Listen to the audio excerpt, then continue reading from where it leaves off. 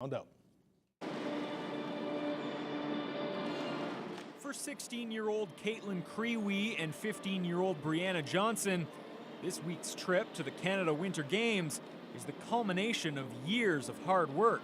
It's kind of like a mini Olympics within Canada, so it's a pretty big deal, and it's probably the biggest thing that we're going to do. People, they'll talk to you and they'll be like, oh, so, what you doing in your life? You're like, oh, just going to the games.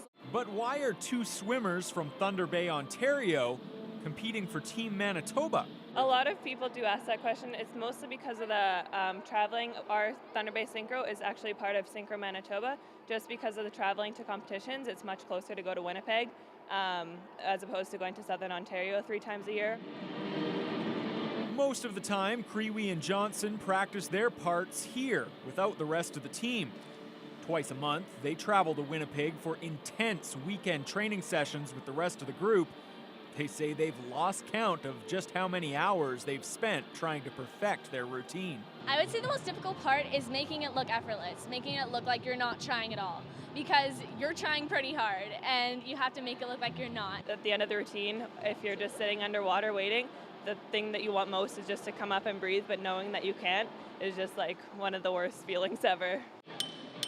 Coach Lisa Butler has seen just one other Thunder Bay Synchro athlete achieve this level of success.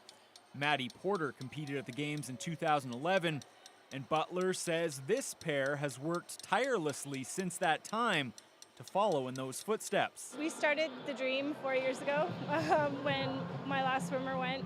These ones were just really young, and so we've talked about it for many years. They've worked really hard for many years, and they did it. Manitoba's only medal in the sport was a bronze back in 1983. Creewee and Johnson would love to help add a second, but they know it'll be tough, going up against 3 perennial powerhouses in Quebec, Ontario, and Alberta. They're always looking really well, but I think for Manitoba we're doing pretty good. The competition begins on Wednesday, with the finals scheduled for Friday evening. Ryan Bonazzo, TBT